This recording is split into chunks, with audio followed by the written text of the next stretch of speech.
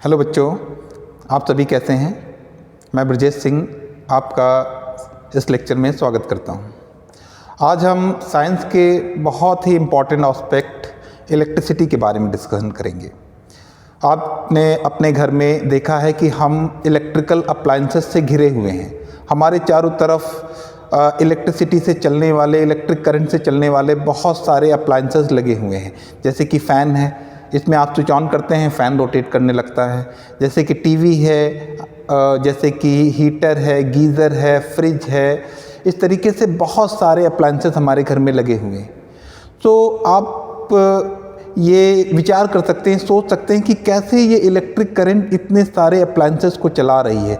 कैसे एक ही electric current जिसका बहुत ही सिंपल सा नेचर है और वो उस इतने सारे इफ़ेक्ट डेवलप कर रही है। इलेक्ट्रिक करंट को अगर हम डिफ़ाइन करें तो इलेक्ट्रिक करंट होती है फ्लो ऑफ चार्ज।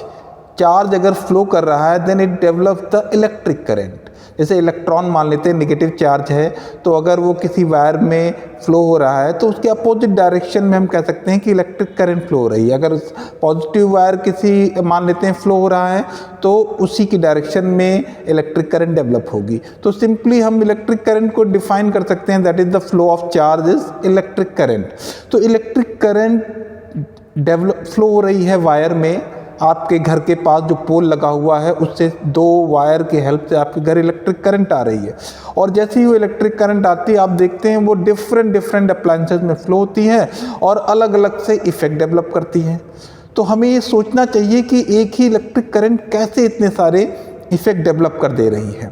तो यहीं से हमारा ये डिस्कशन शुरू होता है। और 8th क्लास की NCERT में चैप्टर 11 है chemical effect of electric current. Electric current बहुत सारे इफ़ेक्ट डेवलप कर सकती है। जैसे वो बल्ब में फ्लो होती है तो लाइट डेवलप कर सकती है, जिसे हम लाइटिंग इफेक्ट कह सकते हैं। जैसे इलेक्ट्रिक करंट हीटर में फ्लो होती है तो हीट डेवलप करती है, जिसे हम हीटिंग इफेक्ट कह सकते हैं। इलेक्ट्रिक करंट मैग्नेटिक इफेक्ट भी डेवलप कर सकती है, जिसे हम उसका मैग्नेटिक यानी वो मैग्नेट भी बना सकती है तो उसका हम मैग्नेटिक इफेक्ट कह सकते हैं। उसी तरीके से इलेक्ट्रिक करंट केमिकल इफेक्ट भी डेवलप कर सकती है। इसका मतलब अगर उसे किसी पर्टिकुलर लिक्विड में फ्लो कराया जाए तो उसमें वो केमिकल रिएक्शन डेवलप कर सकती है। उस केमिकल रिएक्शन की वजह से कुछ नया प्रोडक्ट डेवलप हो सकता है, कुछ नई रिएक्शन हो सकती है। तो इस इफेक्ट को हम chemical effect of electric current कहते हैं। तो इलेक्ट्रिक करंट इतने सारे इफेक्ट डेवलप करती है तो हमें इसके बारे में सोचना और समझना हमें ज़रूरी है, क्योंकि हम इसे अपने डेली लाइफ में यूज़ कर रहे हैं। तो सबसे पहले आप ये देखिए कि हम अपने घर में जो भी मेटल्स प्रेजेंट हैं, जो भी सब्सटेंसेस हैं, उनको हम इलेक्ट्रिक करंट के पॉइंट ऑफ व्यू से कैटेगराइज कर सकते हैं कि कौन सा मेटल है या कौन सा सब्सटेंस है वो इलेक्ट्रिक करंट उससे फ्लो हो सकती, कौन किससे नहीं हो सकती है। तो इस तरीके से हम अपने घर के जो आसपास की चीज़ें हैं उनको हम कैटेगराइज कर सकते हैं दो पार्ट में। एक वो पार्ट जिसमें इलेक्ट्रिक करंट फ्लो हो सकती है, एक वो पार्ट जिससे इलेक्ट्रिक करंट फ्लो नहीं हो सकती है। तो जिससे इलेक्ट्रिक करंट फ्लो होती है उसको हम कंडक्टर कहते हैं, और जिससे इलेक्ट्रिक करंट फ्लो नहीं हो सकती है उसको हम इंसुलेटर कहते हैं। तो ये बहुत ही बेसिक एक्सपेरिमेंट है। सबसे पहला हम कह सकते हैं, आप अगर हम इलेक्ट्रिक करंट के बारे में जानना चाहें तो बहुत ही ये बेसिक एक्सपेरिमेंट है। इसमें हम क्या कर सकते हैं कि जैसे मान लीजिए आपके पास एक बैटरी है, बैटरी के साथ में हमने एक बल्ब लगा दिया। अब वो बल्ब तभी ग्लो करेगा जब उसका सर्किट कंप्लीट होगा। तो सर्किट अगर हम उनके दो फ्री वायर को हम किसी मेटल से टच कराएंगे, अगर वो ग्लो हो गया इसका मतलब वो क्या है, कंडक्टर है। अगर किसी पर्टिकुलर मटेरियल से हमने उसको टच कराया, ग्लो नहीं हुआ, इसका मतलब वो क्या हो गया, इंसुलेटर हो गया। जैसे मेटल से हम टच कराएंगे तो बल्ब ग्लो हो जाएगा, इसका मतलब वो कंडक्टर है। और इंसुलेटर से टच कराएंगे तो वो ग्लो नहीं होगा, यानी जैसे कि रबड़ हो गई, जैसे कि वुड हो गया, ये सब इंसुलेटर है। तो इस तरीके से हम अपने घर के चारों तरफ जो चीज़ें सॉलिड हैं उनको हम कैटेगराइज कर सकते हैं कंडक्टर और इंसुलेटर की कैटेगरी में। वैसे ही लिक्विड में हम कर सकते हैं। कुछ लिक्विड होते हैं जो कि कंडक्टिंग होते हैं, कुछ लिक्विड होते हैं जो कि नॉन कंडक्टिंग होते हैं। जैसे कि आपका टैप वाटर हो गया, टैप वाटर उसमें कुछ मिनरल्स मिले होते हैं इसलिए वो कंडक्टिंग होता है। आप वो उसी फ्री वायर्स को जो आपने टेस्टर बनाया है, सिंपल से टेस्टर, हम टेस्टर एक और तरीके से बना सकते हैं कि आपने देखा होगा एक मैग्नेटिक निडल होती है। एक निडल होती है जो N to S, N पोल से S पोल की तरफ ही स्टेबलाइज होती है, रहती है, और अगर कोई बाहरी एक्सटर्नल मैग्नेटिक फील्ड लग जाती है तो वो उसकी डायरेक्शन में मूव कर जाती है। तो उस मैग्नेटिक निडल की हेल्प से भी हम टेस्टर बना सकते हैं। उस निडल को मैच बॉक्स में रख करके उसके ऊपर कोई वायर इस टाइप से वाउंड कर देते हैं। अब वो वायर हमने क्या किया, एक बैटरी से कनेक्ट कर दी, एक टर्मिनल पॉजिटिव पर, एक टर्मिनल नेगेटिव पे। तो अगर वो जो फ्री एंड आया, एक जो निडल के ऊपर हमने वाउंड किया था उसका फ्री एंड, और जो बैटरी के नेगेटिव टर्मिनल का जो फ्री एंड है, उससे अगर इलेक्ट्रिक करंट हम किसी भी मेटल या सब्सटेंस में टच कराएंगे, अगर फ्लो होगी तो वो निडल मूव होने लगती है। तो इस तरीके का भी एक हम इंसुलेटर बना सकते हैं। इस तरीके का भी हम एक टेस्टर बना सकते हैं। तो ये एक टेस्टर आपने एलईडी बल्ब की हेल्प से बना लिया, और एक टेस्टर आप चाहें तो इस मैग्नेटिक निडल्स की हेल्प से बना सकते हैं।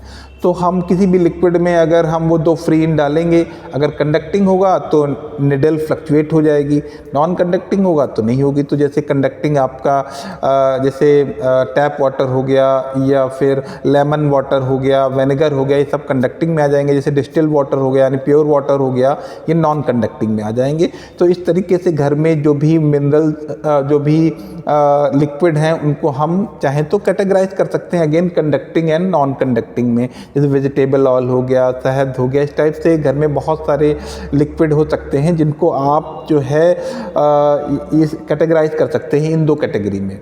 तो इस तरीके से इलेक्ट्रिक करंट को हम जैसे जैसे एक्सपेरिमेंट करते हैं वैसे वैसे हम उसके नेचर को और समझ पाते हैं। तो अगर हम केमिकल इफ़ेक्ट की बात करें, जिसके ऊपर ये चैप्टर बेस्ड है, तो उसका एक बहुत ही अच्छा सा एग्जांपल है इलेक्ट्रोप्लेटिंग। तो ये इलेक्ट्रिक करंट इलेक्ट्रोप्लेटिंग में यूज़ होती है। तो इलेक्ट्रोप्लेटिंग क्या है, सबसे पहले इसको समझते हैं। तो इलेक्ट्रोप्लेटिंग क्या है कि किसी भी मटेरियल के ऊपर किसी डिज़ायर्ड मटेरियल की प्लेटिंग करना, कि एक सरफेस चढ़ाना, एक लेयर चढ़ाने को इलेक्ट्रोप्लेटिंग कहते हैं। जैसे आपने देखा होगा कि आप साइकिल चलाते हैं तो साइकिल का जो हैंडल होता है वो बहुत ही स्मूथ होता है, शाइनी होता है। तो उसमें क्या किया जाता है कि अंदर की मेटल आयरन की होती है और उसके ऊपर क्रोमियम की प्लेटिंग कर दी जाती है। तो इसको इलेक्ट्रिक करंट की हेल्प से की जाती है, इसलिए इसको हम इलेक्ट्रोप्लेटिंग कहते हैं।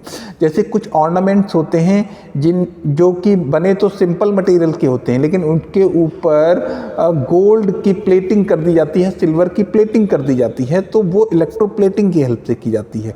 तो इलेक्ट्रोप्लेटिंग का यूज़ क्या होता है कि जैसे सरफेस किसी मटेरियल को और अच्छा बनाने के लिए कि उसमें रस्टिंग ना डेवलप हो, वो टाइम के साथ उसका डिके कम से कम हो, तो हम इलेक्ट्रोप्लेटिंग करते हैं। जैसे आयरन के ऊपर हम जिंक की प्लेटिंग कर देते हैं, या जिंक की प्लेटिंग की जाती है जिससे कि उसमें रस्टिंग ना डेवलप हो, तो इसको हम इलेक्ट्रोप्लेटिंग कहते हैं। तो इलेक्ट्रोप्लेटिंग कैसे की जाती है कि हम क्या करते हैं कि इलेक्ट्रोप्लेटिंग में एनोड और कैथोड पर वो मटेरियल रखते हैं जिसकी प्लेटिंग करनी है, और कैथोड पर वो मटेरियल रखते हैं जिसके ऊपर प्लेटिंग होनी है। तो मान लेते हैं कि हम एक बहुत सिंपल सा एग्जांपल ले लेते हैं कि किसी आयरन के ऊपर हमको कॉपर की प्लेटिंग करनी है। तो हम क्या करेंगे कि कैथोड पर आयरन मटेरियल को रखेंगे जिसके ऊपर प्लेटिंग होनी है, और एनोड पर वो मटेरियल, एनोड पे वो प्लेट कनेक्ट की जाएगी, वो मटेरियल कनेक्ट किया जाएगा जिसकी प्लेटिंग होनी है। तो एनोड पर हमने कॉपर प्लेट कनेक्ट कर दी और कैथोड पर आयरन प्लेट कनेक्ट कर दी। अब बीच में जो इलेक्ट्रोलाइट रहेगा, जो लिक्विड रहेगा इलेक्ट्रोलाइट, वो ऐसा होना चाहिए कि जिसकी प्लेटिंग होनी, यानी कॉपर के सब्सटेंस उसमें होने चाहिए। यानी हम कॉपर सल्फेट का लिक्विड ले सकते हैं, इलेक्ट्रोलाइट जो लेंगे हम वो कॉपर सल्फेट का लेंगे। तो जैसे ही उसमें इलेक्ट्रिक करंट फ्लो होगी तो जो इलेक्ट्रोलाइट है वो कॉपर और सल्फेट के आयन्स में ब्रेक हो जाएगा। तो जो कॉपर के आयन होंगे वो कैथोड के ऊपर जा कर के वो इकट्ठे होने लगेंगे और उसके ऊपर चिपकने लगेंगे, यानी आयरन के ऊपर चिपकने लगेंगे। तो ये जो इलेक्ट्रोलाइट से कॉपर के आयन निकल रहे हैं, इसको फुलफिल करने के लिए एनोड से कॉपर के आयन इलेक्ट्रोलाइट में आने लगते हैं, तो एक ये साइकिल कंप्लीट होने लगती है। तो एनोड से कॉपर के आयन इलेक्ट्रोलाइट में आए और वही जा कर के कैथोड के ऊपर इकट्ठे होने लगते हैं, चिपकने लगते हैं, जिससे कि उस आयरन के ऊपर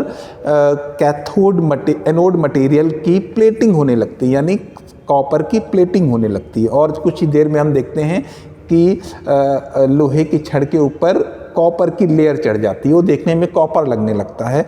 तो इस प्रोसेस को हम इलेक्ट्रोप्लेटिंग कहते हैं। तो ये एक केमिकल इफ़ेक्ट है इलेक्ट्रिसिटी का। तो इस तरीके से हम और भी घर में जो हमारे चारों तरफ सब्सटेंसेस हैं उनको समझ करके देख सकते हैं कि इलेक्ट्रिक करंट क्या क्या इफ़ेक्ट डेवलप कर सकती है। Till then, thank you.